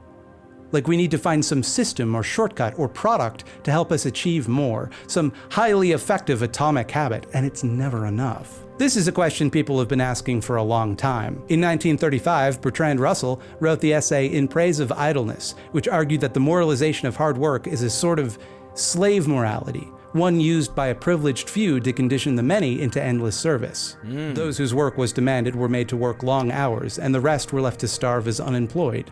Why? Because work is a duty, and a man should not receive wages in proportion to what he has produced, but in proportion to his virtue as exemplified by his industry. This is the morality of the slave state, applied in circumstances totally unlike those in which it arose. No wonder the result has been disastrous. It's almost like this guy was Russell right. points out that during the First World War, the majority of the productive population were set to work making munitions or supplies or dying in holes. Despite this, the well-being of the average civilian was normal, if not better than normal. People still ate the same amount of food, people still had clothes to wear, so we know that we could organize the production of the things we need more efficiently. We know we don't need to spend as much time working as we do now. We've seen that happen. We knew it 100 years ago. We just don't do it. Instead, we cling to this notion that people must work hard under penalty of poverty and starvation. It's considered demoralizing or spiritually corrosive to have too much free time. We would prefer to force people, ourselves included, to do pointless busy work than just allow them to be idle. Russell's point here, beyond that workers are being exploited, which is, bad enough, is that the conditions that exploitation was created to address no longer even exist. Because we live in a world where modern technology could be leveraged to produce as much as we need with less human effort than we waste now. Yep. But instead of doing that, the exploiters have insisted on maintaining an arbitrarily inflated workload. We got enough food to feed the world 3 times over. We produced enough food to feed the world 3 times over. It is a Christian Protestant thing. It is white Western colonial imperialist culture, capitalistic culture, like every single element of it. Conservative Christianity, Protestantism, puritanical Christians as well. All that kind of shit. It's August of 2003. I'm working It ruined the a part-time world. job at Tim Hortons. It's a slow day, and I've completed the list of tasks my boss has assigned to me. He hands me a roll of paper towels and glass cleaner and says, "If you have time to lean, you have time to clean," and instructs me to clean the window display I had already cleaned. They literally used to do this so much when I worked in restaurants, and it was always like, no, you've got me in today, even though it's not a busy day, and just because you think that me being here and not doing anything because there's nothing to do is wasting your money, you're just trying to get me to do shit to earn my wage. It's like, actually, no. You need to fucking have me in for a certain amount of hours so that I don't die, so I don't fucking starve. That's literally what it is. Time to lean, time to clean is fucked. Don't do it. I've seen a lot of those memes getting about recently, chat. Where it's like, if you've got time to clean, you've got time to lean. Absolutely, your job is not that important. Slack off. Slack off as much as you fucking can. Do it. Just try and get away with as much stuff as you can. Like, I'm begging you. I'm begging you. It's good for you. It will inspire a culture of slacking off, which is also good for the world. And it will cause rot within the imperial core, which is something that we want. Just moments earlier. We tend to organize our lives around our jobs, and any idleness we indulge in is meant simply to make us more productive in the long run. Don't you dare hide, Johnny. Work more, if you can produce more or make more money, we would kind of view it as ridiculous, even irresponsible to not do that. Like you're robbing your future self or any kids you might have of any potential earnings you could have made. Partially, that's because of the precarity of the economy we live in. We're losing opportunities and well-paying jobs faster than we're making new ones. None of us know when an unexpected expense might spring up out of nowhere and drain our bank accounts, and once that happens, it can be difficult or even impossible to escape a vicious cycle of poverty, so, Make hay while the sun's shining. Emily, hello, welcome in. Me watching this right now instead of working. Based. Yeah, literally based. Yeah, slack off as much as you can. I guarantee it is for the greater good. Once I had a manager accidentally schedule me for overtime. Then they said they didn't need me in, so I just said I'll go home. And they said no and found me stuff to do. Yeah, and you are just gonna half-ass everything that day if they make you do that, right? This is why working from home is so much better. There are natural lulls in my workday that I can spend in the office pretending I'm busy. If I'm home, I can do a chore or something. Right, you see, that's another thing as well. There are benefits to working from home. There are downsides, there are upsides. It just depends on like how you work and if you can switch off and how you switch off. And if you've got that office space that we spoke about, you know what I mean? For office workers, it really helped me to do study courses by chunks in stuff I was interested in. If I didn't have to do work, looks busy, but way more useful for you. Yeah, that fucking rocks. I love that shit. Do your own shit at the office, you know? Make a YouTube video while you're at the office. That would be fucking funny as fuck. I would love that so hard. Hey, how come everybody's got anxiety disorders these days, do you think? Why do you think that is? But even if that weren't the case, we all just kind of believe that doing as much work as you are able to do is inherently a moral good. Maybe not consciously, but still. It is morally good to work hard. It is morally bad to be idle. Unless either you literally can't work due to sickness or disability, or when resting would help you recharge. A calculated necessity. Nobody misses you from those Zoom calls. That's right, Janchka. One of the principal arguments used by advocates of the 4-day work week is that it makes workers more productive, which suggests that if it did not do that, why bother making people's lives better? In other words, it is considered morally compulsory to work as hard as we are all able to. This point of view would seem very strange to most people who've ever lived. They would have seen hard work as a necessary evil, something which must be done to survive, something which cannot be shirked, something which produces useful goods, but not something inherently virtuous, just a sad burden of life. So where did this idea of hard work as an inherent good come from? And more importantly, who, if anyone, does it benefit? Come with me! I'll use my time powers and we'll go on a cosmic odyssey across human history to find out. Yeah, time powers. Because if you have to go to the bathroom, go now. I'm not stopping the time portal every time you gotta take a piss. Chat, you gotta go to the bathroom. That's it. It's fucking bio break time. Bio break, take your meds, stretch your legs, stretch your body. You know? All that shit. Listen, I'm gonna follow suit. I'm gonna force one out. I'm gonna squeeze one out. All right, I'll leave you with some initial D. Hydrate as well. Don't forget that. It's very warm. It's very warm today.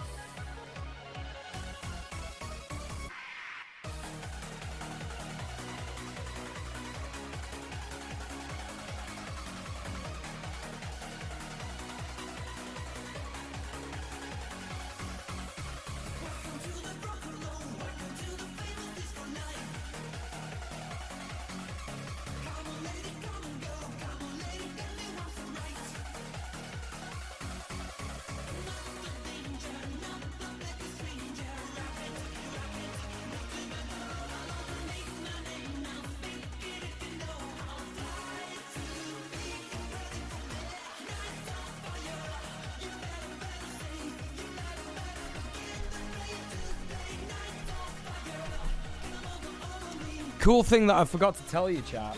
Wait, where's that gone? So I went to see one of my mates today that I've not seen in a while. And she was looking after a friend's dog that he rescued from like the streets of Mexico City. You know, like a street dog, like a stray? And like, apparently people do horrible things to those dogs. Horrible, horrible things. Like just like kick them, shoot them, all shit like that. So this guy like found this dog as a puppy and was just like, I'm gonna rescue you, bro. We're just gonna help you out. Just gonna help you out.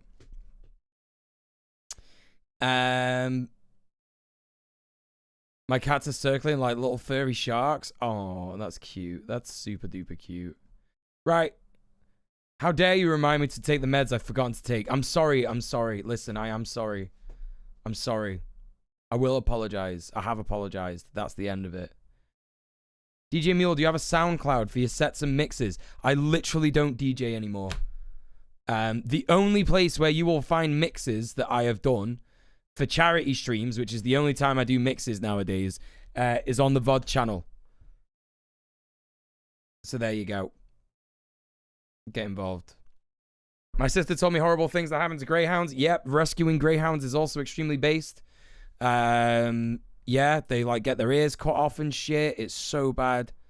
So bad. They just like, they literally do also just get shot if they don't, you know, run that well or whatever.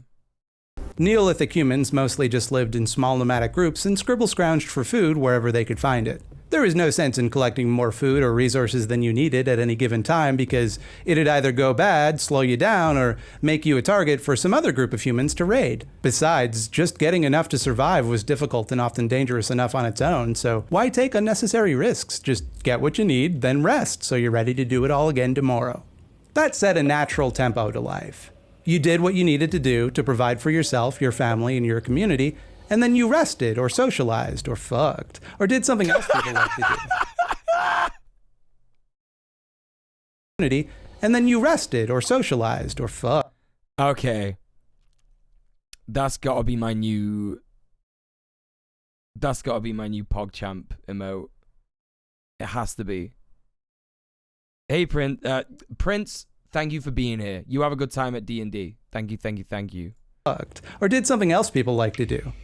That comes with its own set of problems. Sometimes you just not be able to get any food. And when that happens, you die. And that's not ideal. But it very naturally regulated how much time I'm having such a fucking ADHD day today. I'm literally just like forgetting things that I've said. I'm like saying hi to people who are saying bye. Like, my brain is so fucked. So fucked. Spent, for lack of a better word. Now thinking of Chuck E. Cheese again. Kind of did look a bit like Chuck E. Cheese, actually. Poggers! Now, before we proceed, it's important to make one... Oh, no, you see, I do want to have the Chuck E. Cheese saying poggers. I do want to have Chuck E. Cheese saying poggers. Just for anyone who's not seen that.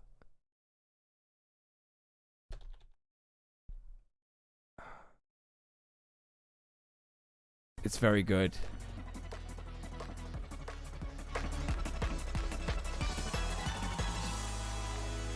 Poggers! Fucking brilliant. Fucking brilliant. Fucking brilliant. It does not get better than that. I swear to God. It does not get better than that. Apparently, do you want to know some other Chuck E. Cheese streaming on Twitch lore, chat? Apparently, Chuck E. Cheese streaming on Twitch, Chonald E. Chegwin, went into one of my friend's streams, Bubble Guts, who's a very good streamer, by the way, and said, "You should all come and watch my stream now. I'm streaming." Like the mouse, Chonald E. Cheese, the mouse, went into my friend's stream and said, "You should all come and watch my stream now." I couldn't believe it when she told me that. Absolutely insane vibes. What the fuck is going on? What the fuck is going on with that? When she told me that, I was like, what the fuck? Classy. Poggers! So good. Sigma male behavior, that's right. It is rude. It is rude, Patter Potato, yeah. Chuckles Eat Cheebs trying to steal those viewers, that's right. I know. I can't believe Charles Entertainment Cheese did that. So bad. Isn't it Charles Entertainment Cheese? It's Chobbled Edgar Champion. That's what it is. It's Chet Chet, Ebert, Christopher. You see, this is a bit. This is a bit that I'm doing. It's a bit that I'm doing. It's just a bit. I'm just trying to be funny. I'm sorry. I know it's not that funny. I know it's not easy to see because it's not that funny. It's just a bit that I'm doing. I'm sorry. I know it's not funny. That is the extent of my humor. Just say things a bit different. Just say things a bit different. That is my humor. So there you go. Apologies if you didn't quite get that. But welcome in anyway, Violet Kitty. I do believe the correct name of Chuck E. Cheese is Charles Entertainment Cheese. I do believe that that's right. Chuck Nuck Erogenous Cheese. That's correct. Yep. It's not easy being greasy. That's right. Yeah, that's right, Cynthia. You know the score. Chesick Esports Cheddar. The Red Leicester Fury. Yeah, that's right. That's right. See, like, you'll get all kinds of jokes when you come to my stream. For example, sometimes what I do is I like to take a letter of one word and remove it and replace it with another word. Great bit of humor. I don't want to make it seem like I'm presenting this as a straightforward march in progress. The idea that there's some sort of teleological progression from a Hobbesian state of nature where we're all just animals shitting on the ground and fully automated luxury gay space communism is a racist fallacy. It takes for granted Eurocentric views of technology and progress and assumes that the closer to those that a civilization hews, the more advanced it is. Right. And I'm not just saying this to be politically correct. This idea has been at the heart of colonialist violence the world over, as we will see later in this video. So with the understanding that we are moving forward in time, not in progress, we jump forward to the birth of agriculture. Suddenly, we got... He says when the first full stream I caught of him had the line, "the semen thickens."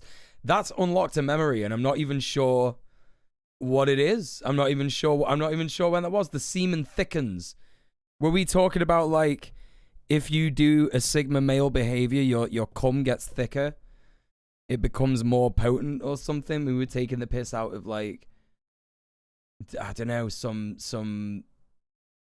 terrorist men, misogynist terrorist men, or something like that. I can't remember what it was. Ways to much more safely and much more reliably produce a whole lot of food. But that means that we all have to stay in one place, so the best places become real valuable. And uh-oh! Now you got states. These states are claiming they own...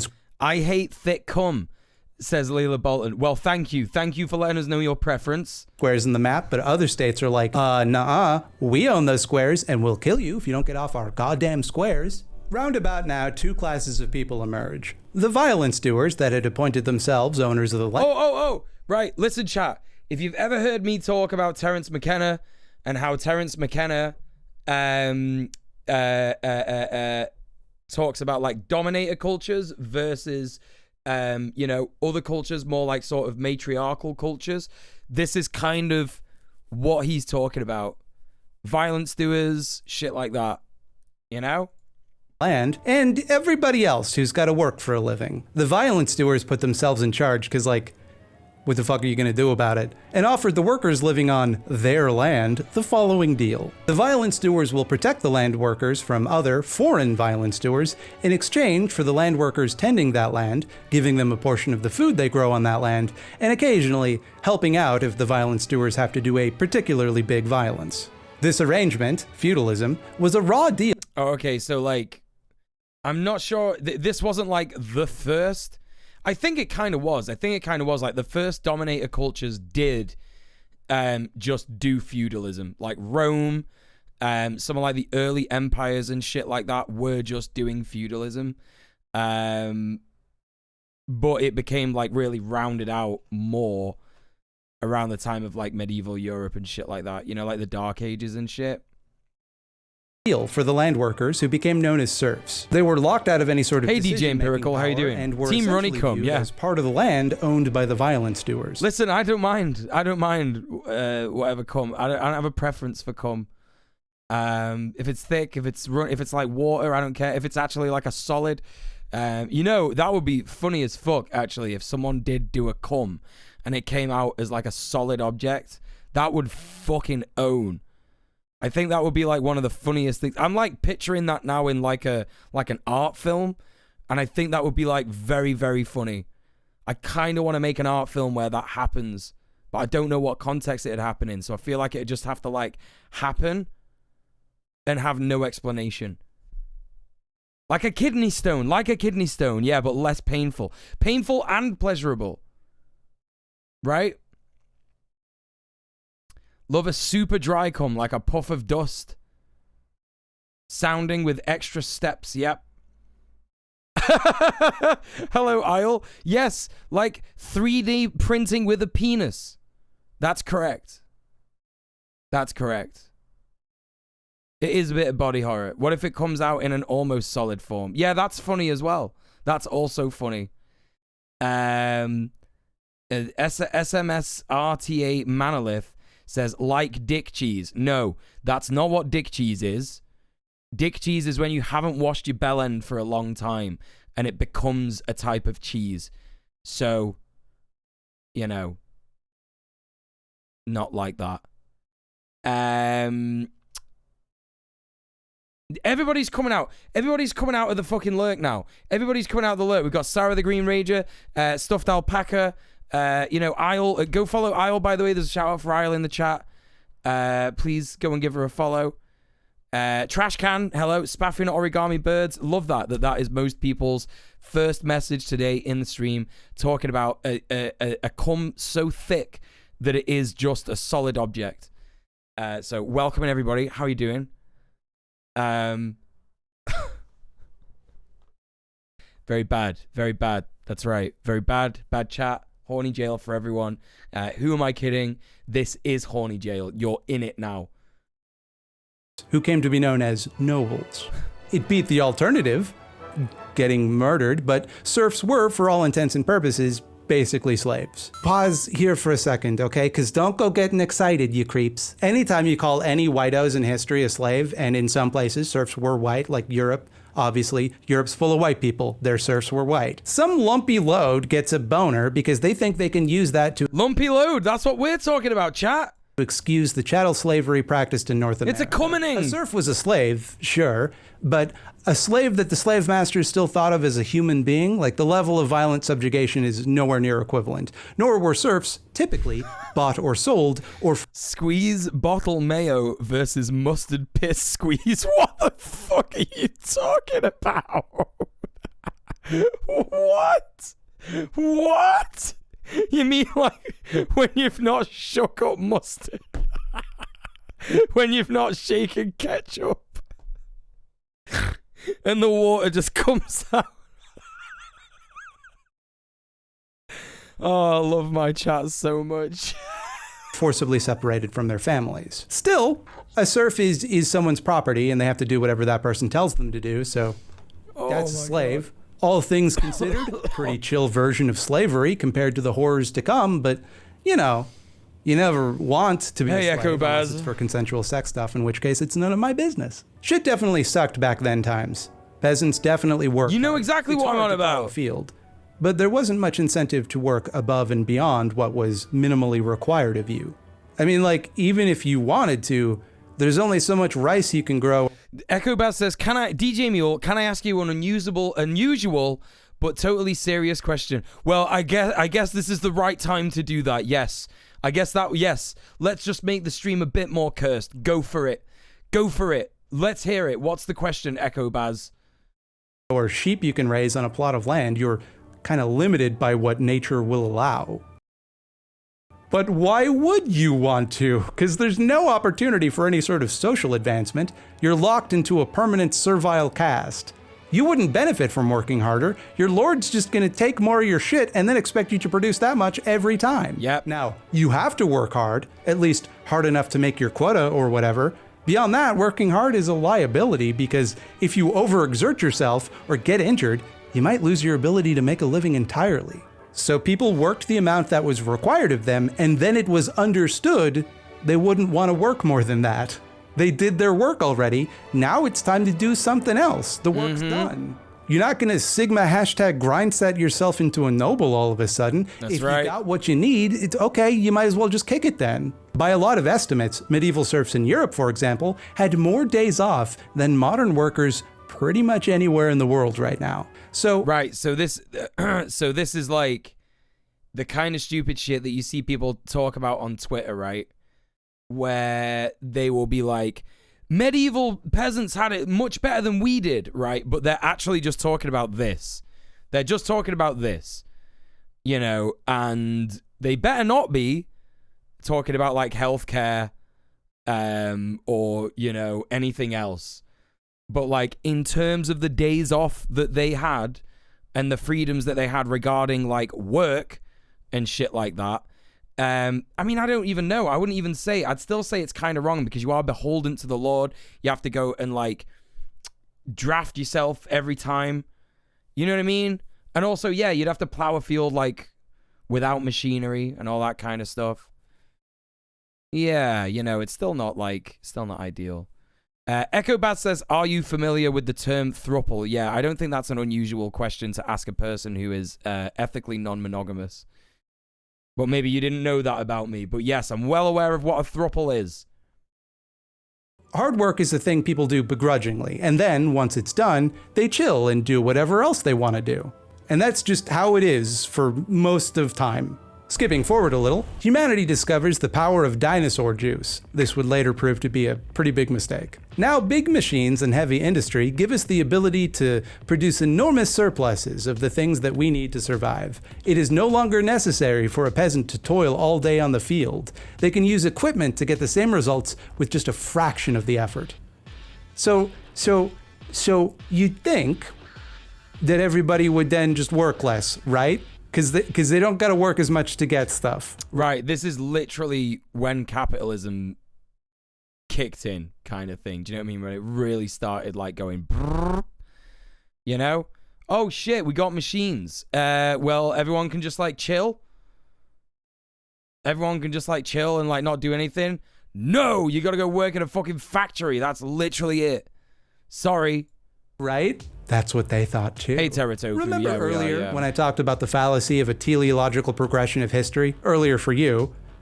Obviously, I see everything as one simultaneous instant, but you get it. This idea that things naturally Dinosaur progress juice. from Yeah, worse to that's right. better or from simple to advanced over time. This shift is often framed this way in history books, that while new problems emerged as our civilization moved towards this new mode of production, overall, it did more good than harm. Overall, people became more free, more safe, and enjoyed the benefits of a more productive society.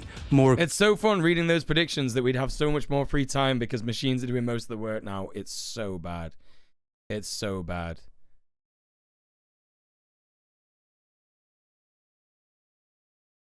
What? I'm not asking you if you know what it means. I'm asking if you're familiar with that specific word.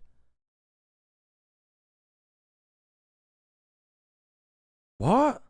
I thought it was a term that Lunar Lyric made up, but now I'm seeing it in an indie game, and the game is a year or so old. Knowing what a word is the same as being familiar with a word. That doesn't make any sense. What do you mean? What are you talking about? Like, that's literally the same as, like, knowing what a word is. Of course I'm familiar with it, yeah. All right, AJ, thank you so much for being here, lovely. Take it easy. Throuple is old as fuck. Throuple has been going since, like, the fucking 50s or some shit. You know you could just Google this shit, right? Like, I'm gonna Google it for you. Throuple etymology. Let's have a look.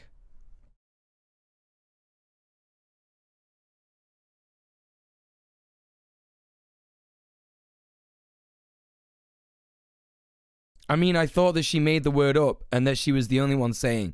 Here's a bit of cool advice, Echo Baz. What I do, right? What I do when I hear a word that I think someone's made up is I Google it. A blend of the words three and couple. A couple is a throuple is a polyamorous relationship, sometimes called a triad, ménage à trois, or for a bonus blend, three-relationship. Evidence for throuple comes as early as 1994.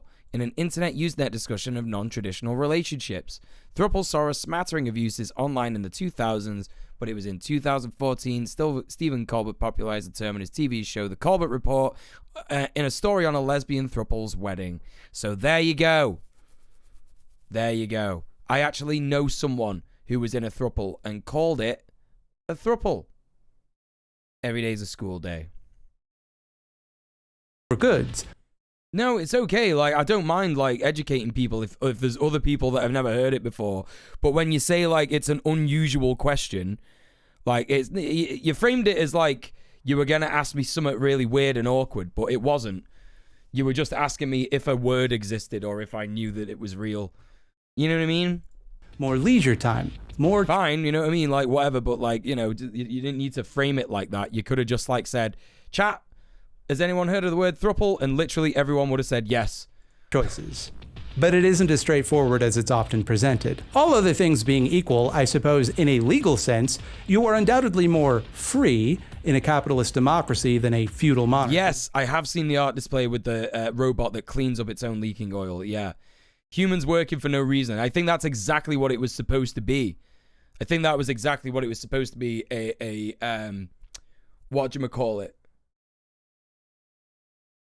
It felt unusual because I came right in and asked you. Yes, that was unusual. So you knew it was...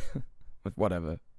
Unless you're a slave or a colonized person or a convict or a woman or disabled or probably a bunch of other types of people whose experiences I'm too privileged to even think about, in which case it's kind of up in the air. But if you're one of the people that's considered people by the violence doers, they stuck around, they're still doing their thing, then on paper, you got a whole new deal going on. Now all the philosophers are saying that... That's a very good point, Panda Bibble. I get hit on sometimes and it is a question that sets off alarm bells.